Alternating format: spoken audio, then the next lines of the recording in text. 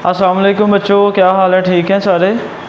बेटे हम लोगों ने लास्ट टाइम लेक्चर 12.7 पढ़ा था। उसके अंदर हमने जो आर्टिकल कवर किया था वो था गाज़ीज़ लॉ। आज हम लेक्चर आर्टिकल स्टार्ट करने जा रहे हैं जो कि 12.8 आर्टिकल है आपके चैप्टर का, और नेम है जो उसका एप्लीकेशंस ऑफ गाज़ीज़ लॉ। बेटे किसी ने अगर गाज़ीज़ लॉ का लेक्चर नहीं देखा तो वो प्रीवियस लेक्चर जो है वो देख सकता है। लॉट ऑफ एग्जांपल्स है, हम लोगों ने गाज़ीज़ लॉ को जस्टिफाई किया या उसको यूज़ किया था वहाँ पे फ्लक्स कैलकुलेट करने के लिए। अब गाज़ीज़ लॉ का हमें पता है, गाज़ीज़ लॉ कहता है कि total charge in a closed surface को मल्टीप्लाई कर दे 1/ε0 से, तो उस चार्ज की वजह से वो चार्ज जो कि उस सरफेस के अंदर पड़ा हुआ है उसकी वजह से हमारे पास फ्लक्स आ जाए। अब एप्लीकेशन ऑफ गाज़ीज़ लॉ का फिर जो आर्टिकल है उसके अंदर हम लोग क्या पढ़ने जा रहे हैं बेटे? इसके अंदर हम पढ़ेंगे कि हम लोग पॉइंट चार्जेस की वजह से डिफरेंट कन्फिग्रेशन हम लोग देखेंगे। उन चार्जेस की स्फेरिकल कन्फिग्रेशन भी हो सकती है, हमारे पास कोई इन्फिनिट शीट भी हो सकती है, पैरेलल प्लेट्स भी हो सकती हैं। तो डिफरेंट जो कन्फिग्रेशन से हम लोग किसी पॉइंट पे इलेक्ट्रिक इंटेंसिटी भी फाइंड कर सकते हैं। किसको यूज़ करते हुए? गाज़ीज़ लॉ को यूज़ करते हुए हम लोग आज ये पढ़ने जा रहे हैं। We can calculate electric intensity at a point due to different charge configurations। अब कैलकुलेट करना कैसे है? जो हमारे पास गाज़ीज़ लॉ का फार्मूला है जो ये लिखा हुआ है कि phi is equal to 1/ε0 charge in closed या charge inside the closed shape. अब कैसे फाइंड करना है बेटे? जहाँ पर भी हमारे पास चार्ज कन्फिग्रेशन आ जाएगी, चार्ज जो है वो मे भी किसी स्फीयर के हो जो सरफेस के ऊपर रखा हो, चार्ज जो है वो यूनिफॉर्म डिस्ट्रीब्यूट किया होगा, चार्ज जो है वो किसी इनफाइनाइट शीट हमारे पास हो सकती है चार्जेस की। अब इलेक्ट्रिक फील्ड इंटेंसिटी हम लोगों ने किसी भी पॉइंट के ऊपर फाइंड कैसे करनी है वो हम लोग देखते हैं। उसके लिए हमारे पास 4 स्टेप्स होंगे, जो मेजर स्टेप्स हैं वो 4 होंगे बेटे। फर्स्ट हम लोग एक गॉसियन सरफेस ड्रा करेंगे जो कि इमेजिनरी सरफेस होगी। पिछले लेक्चर के अंदर आप लोगों ने पढ़ा कि हम लोग 3 डायमेंशनल सरफेस को क्लोज्ड सरफेस भी कहते थे और हमने उसे वहाँ पर गॉसियन सरफेस भी कहा था। अब गॉसियन सरफेस जो है वो एक इमेजिनरी हम लोग ड्रा कर लेंगे। कैसे ड्रा करनी है? इस तरह से ड्रा करनी है कि जिस पॉइंट पे हम इलेक्ट्रिक फील्ड इंटेंसिटी फाइंड करना चाहते हैं उस पॉइंट से वो होके गुजरे। इसके अलावा 2-3 कंडीशन इसकी और भी हैं जो नेक्स्ट लेक्चर में हम लोग ब्रीफ उसको डिस्कस करेंगे। सेकंड स्टेप क्या होगा? अब जो गॉसियन सरफेस हमने ड्रा कर ली उसके अक्रॉस या उसमें से निकलने वाला फ्लक्स कैलकुलेट करेंगे। किस फार्मूला से? E a cos थीटा से। ये भी फार्मूला हमने पढ़ा ना, phi is equal to E a cos theta. Electric flux का तो फार्मूला है ये E dot vector electric field intensity dot area vector. अब इस फार्मूले से हम लोग कैलकुलेट करेंगे गॉसियन सरफेस से निकलने वाला फ्लक्स। इसके बाद हम लोग क्या करेंगे? थर्ड स्टेप हमारे पास होगा गाज़ीज़ लॉ। गाज़ीज़ लॉ की मदद से हम लोग अगेन उसी सरफेस के लिए फ्लक्स कैलकुलेट करेंगे। और लास्ट जो स्टेप होगा, हम दोनों फ्लक्स जो होंगे दोनों, यानी कि हमारे पास इलेक्ट्रिक फ्लक्स के फार्मूले से जो फ्लक्स आएगा, जो हमारे पास गाज़ीज़ लॉ हमें फ्लक्स देगा, उसी गॉसियन सरफेस के लिए हम दोनों को क्या कर लेंगे? कंपेयर कर लेंगे। 4 मेजर स्टेप्स होंगे हमारे पास। फर्स्ट गॉसियन सरफेस ड्रा करेंगे हम लोग जो कि इमेजिनरी सरफेस होती है, क्लोज्ड सरफेस होती है। और कैसी होती है जी? वो उस पॉइंट, जिस पॉइंट पे हम इलेक्ट्रिक फील्ड इंटेंसिटी फाइंड करना चाहते हैं उस पॉइंट के अंदर से पास आउट करेगी। इसकी डेफिनेशन जब नेक्स्ट हम लेक्चर में पढ़ेंगे तो और ज़्यादा एक्सप्लेन कर दूँगा, डायग्राम से बता दूँ। अब बेटे 2 चीज़ें हैं हमारे पास। फर्स्ट हमने इस लेक्चर के अंदर देखना है कि गॉसियन सरफेस कैसे ड्रा करनी है। सेकंड हमारे पास आता है कि हमने गाज़ीज़ लॉ को अप्लाई कैसे करना है। बेटे गाज़ीज़ लॉ जो पिछले लेक्चर हमने 2-3 लिए उसके अंदर कहा कि हमने क्लोज सरफेस के लिए गाज़ीज़ लॉ को यूज़ कर सकते हैं। गाज़ीज़ लॉ हर जगह पर वैलिड है, हर जगह पर एप्लीकेबल है।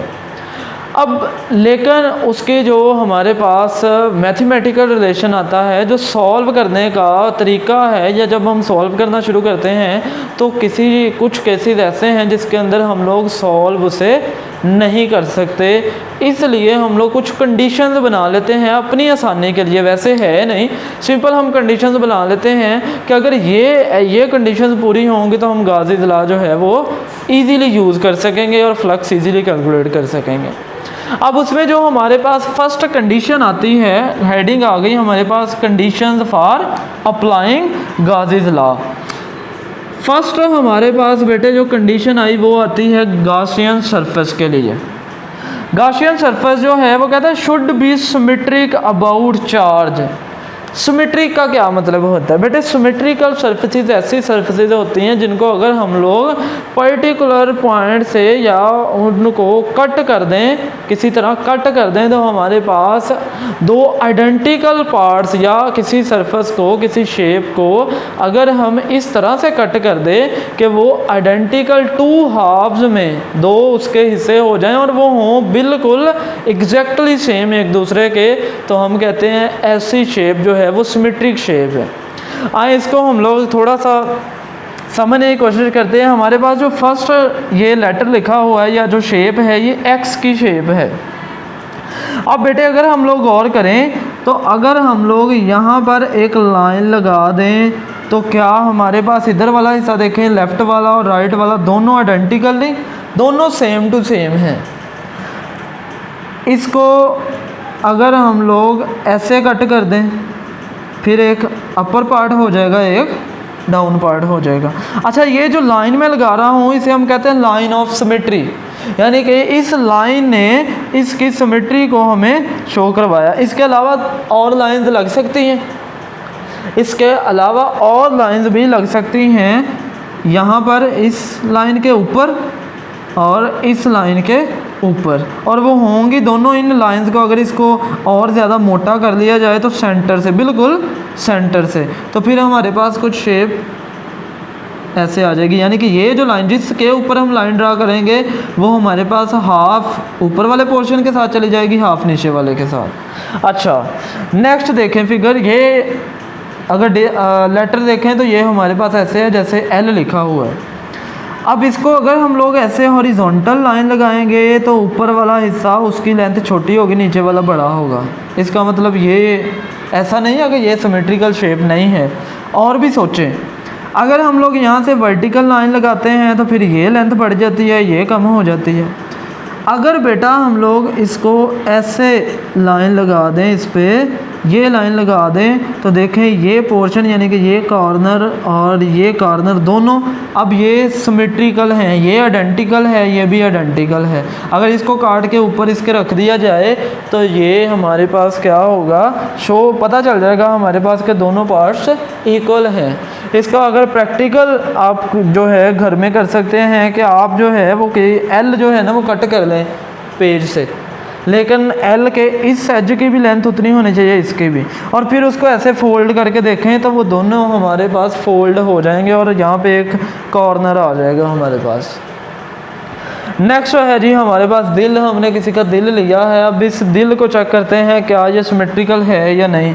बेटे अगर इसको ऐसे हॉरिजॉन्टल काटेंगे तो नीचे वाला पार्ट ऊपर वाले पार्ट के बराबर नहीं होगा, लेकिन अगर हम इस दिल को दरमियान से तोड़ दें, हालांकि दिल तोड़ना जो है वो किसी का भी दिल नहीं तोड़ना चाहिए लेकिन हम तोड़ रहे हैं। अब देखें हमारे पास जो लेफ़्ट पार्ट है और राइट पार्ट दोनों एक दूसरे के बिल्कुल इक्वल होंगे, सिमेट्रिकल हैं। ये शेप्स ऐसे ही हैं जो कि सिमेट्रिकल हैं। अगर ऐसे ही अल्फ़ाबेट्स के अंदर देख लें, बी जो है वो भी सिमेट्रिकल है, दरमियान से कट कर दें। अब सिमेट्रिकल शेप जो हमारे सिलेबस के अंदर आएंगी या हम लोग जब गाज़ीज़ लॉ को अप्लाई करने जा रहे होंगे, 3 तरह की सिमेट्रिकल शेप्स हम या 3 तरह की गॉसियन सरफेसेस हम ड्रा कर सकते हैं। 3 टाइप्स ऑफ सिमेट्रिकल शेप्स या सिमेट्री। फर्स्ट हमारे पास आती है बेटे स्फीरिकल। अब स्फीरिकल जो है शेप वो देखें कि अगर हम लोग यहाँ से इसको कट कर दें, इधर वाला पार्ट इधर वाला, जैसे ही जैसे बॉल ले लें छोटी, उसको सेंटर से बिल्कुल कट कर दें। जब कट करेंगे एक पार्ट हमारे पास राइट वर्ड्स आ जाए, लेफ्ट वर्ड्स आ जाएगा, एक राइट वर्ड्स आ जाएगा। अब दोनों वो क्या होंगे, आइडेंटिकल पार्ट्स होंगे। इसको ऐसे भी कट किया जा सकता है, अपर पार्ट हो जाएगा, डाउन पार्ट हो जाएगा, ऐसे भी कट किया जा सकता है। तो स्फेरिकल हमारे पास सिमेट्री आ गई, यानी कि स्फेरिकल शेप एक सिमेट्रिकल शेप। नेक्स्ट देखते हैं हमारे पास सिलेंड्रिकल शेप है। इस सिलेंड्रिकल शेप को भी अगर आप ध्यान से कट कर दें तो हमारे पास दो आइडेंटिकल हाफ्स आते हैं। ये बोर्ड मार्कर है, इसको बिल्कुल सेंटर से कट कर दें तो एक हमारे पास सरफेस, एक कर्व्ड सरफेस हमारे पास जो है लेफ्ट वर्ड आ जाएगी, एक राइट वाली होगी, और दोनों एक दूसरे के बिल्कुल आइडेंटिकल सरफेसेस होंगी। इसका मतलब सिलेंड्रिकल शेप भी हमारी एक सिमेट्रिकल शेप है। सेकंड टाइप ऑफ सिमेट्री है सिलेंड्रिकल सिमेट्री। थर्ड है हमारे पास ये क्यूब बनाया हुआ है मैंने। अब इस क्यूब को बेटे चाहे आप ऊपर से कट कर दें, अब क्यूब कहते हैं किसे हैं बेटे, क्यूब जो है उसकी 6 सरफेसेस होती हैं, और कोई 2 सरफेसेस अगर देख लें तो किसी भी 2 सरफेसेस के दरमियान जो एंगल होता है वो 90 का होता है। कोई सी दो सरफेसेस देख लेंगे, 2 एजेस देख लेंगे, उनके दरमियान एंगल जो है वो हमेशा 90 का होगा, और सब एजेस की लेंथ या सब फेसेस की लेंथ भी सेम होती है। जैसे कह लें कि सब फेसेस का एरिया जो है वो, अगर फर्स्ट फेस ये देखें, ये एक स्क्वायर बन रहा ना, इसका एरिया हर फेस के एरिया के बराबर होगा, तमाम फेसेस का एरिया बराबर होता है। अब इसको सेंटर से कट कर दें तो हमारे पास एक पार्ट हमारे पास आ जाएगा लेफ़्ट वाला, एक राइट वाला। इधर से हॉरिजॉन्टली कट करेंगे, एक ऊपर वाला आ जाएगा, एक डाउनवर्ड आ जाएगा, और ये दोनों हाफ जो हैं आइडेंटिकल होंगे। इस सिमेट्री को हम कहते हैं प्लेनर सिमेट्री। ये हमारे पास थी फर्स्ट कंडीशन कि गाशियन सरफेस जहाँ पे भी ड्रा करेंगे ना वो सिमेट्रिक होनी चाहिए अबाउट चार्ज। यानी कि ऐसे भी बोला जा सकता है कि चार्ज की वजह से जो हमारे पास इलेक्ट्रिक फील्ड है, अब अगर इसके सेंटर में रख दें चार्ज, तो फ्लक्स जो है वो तमाम साइड्स पे निकल रहा है। तमाम अगर इसको हाफ कर दिया जाए, यहाँ पे अगर फ़र्ज़ कर लें हमारे पास क्या पड़ा है जी, चार्ज पड़ा हुआ है, क्यू चार्ज पड़ा है, इसकी वजह से निकलने वाला फ्लक्स क्या होगा, क्यू बाई एप्सिलॉन नॉट। अगर इसको दरमियान से कट कर दिया जाए तो क्या होगा, हाफ फ्लक्स इधर आ जाएगा, हाफ फ्लक्स इधर चला जाएगा।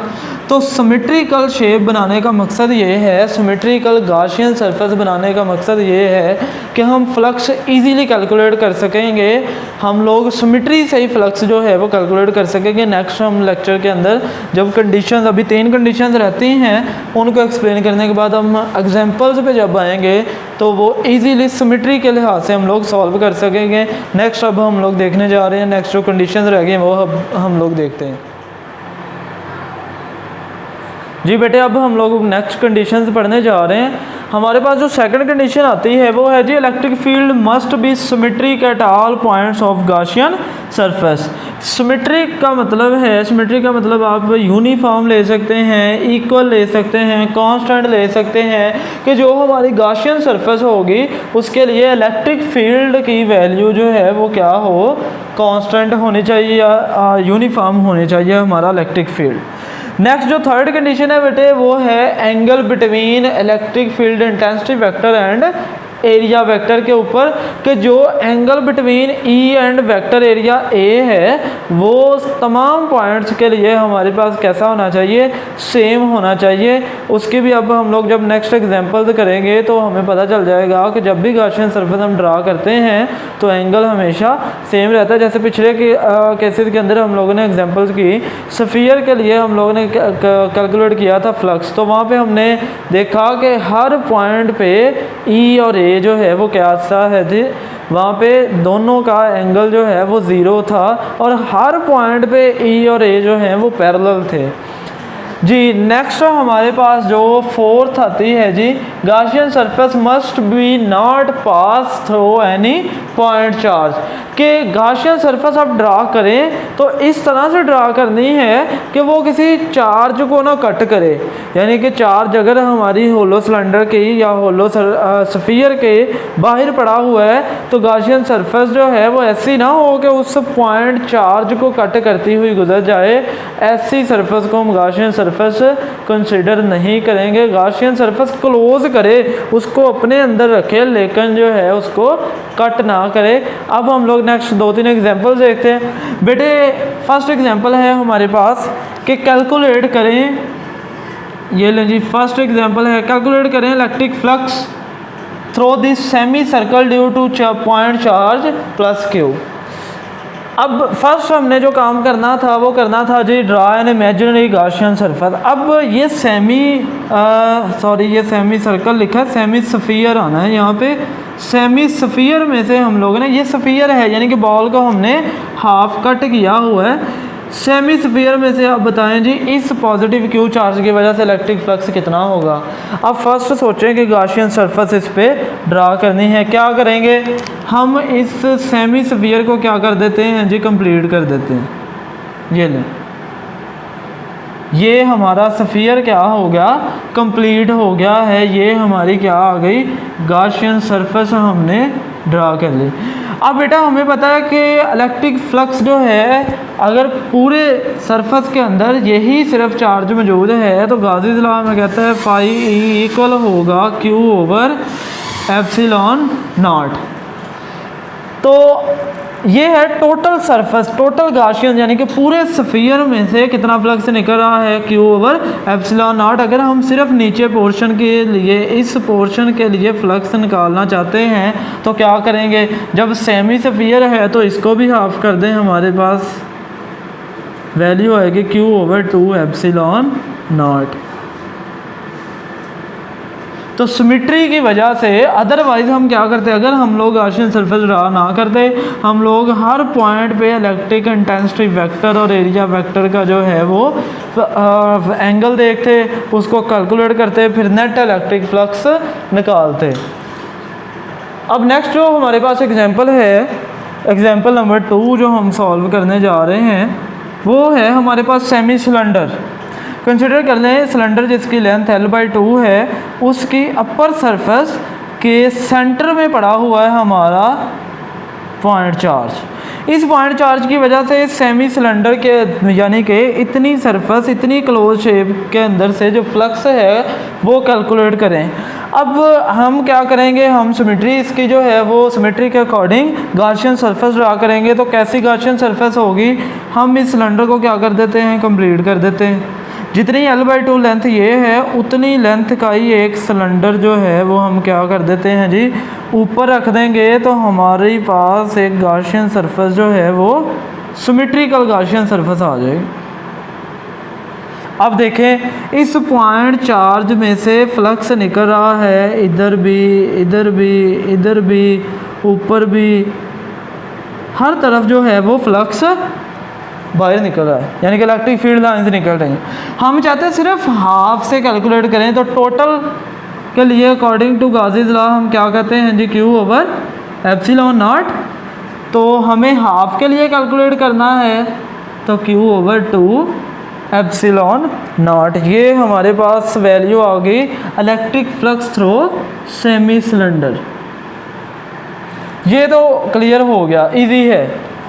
अब नेक्स्ट हम चाहते हैं कि हमारे पास एक प्लेट है, उस प्लेट के सेंटर से, उस प्लेट के यानी कि हमारे पास कोई कंसीडर कर लें स्क्वायर शेप प्लेट है, उसके सेंटर से हमारे पास अबव कितने डिस्टेंस पे चार्ज पड़ा हुआ है जी, A/2 डिस्टेंस पे, और इसकी हर साइड जो है वो उसकी लेंथ कितनी है, A है, कंसीडर कर लें।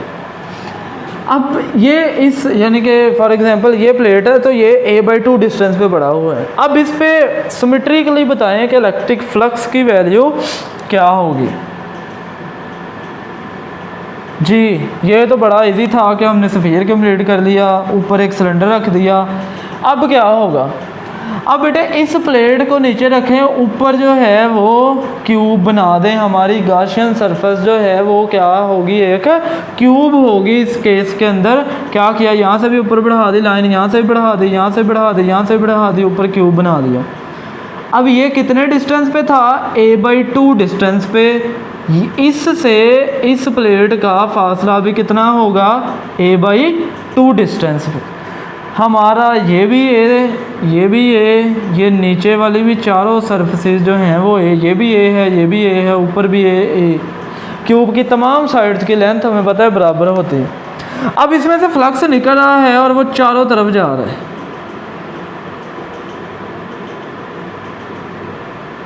ये ले, अब पूरे क्यूब के लिए हम फ्लक्स कैलकुलेट करना चाहें तो गाज़ी लॉ ने कहा Q/ε0। ये इलेक्ट्रिक फ्लक्स होगा इस पॉइंट चार्ज की वजह से। लेकिन बेटे हमें पूरे क्यूब के लिए चाहिए ही नहीं, हमें सिर्फ और सिर्फ इस सरफेस के लिए इलेक्ट्रिक फ्लक्स कैलकुलेट करना है।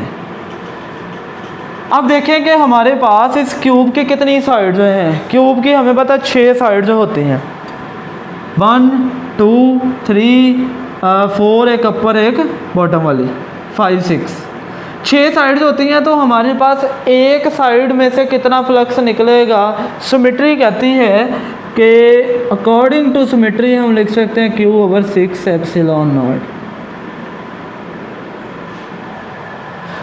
अब एक चीज़ देखने वाली है बेटे, अगर ये फासला a/2 ना होता, ये थोड़ा सा इससे नीचे होता या ऊपर होता, तो फिर हम लोग ये नहीं थे कह सकते कि इस का जो फेस है क्यूब का, ये फेस है या इस प्लेट में से इस चार्ज की वजह से इलेक्ट्रिक फ्लक्स की वैल्यू ये होगी।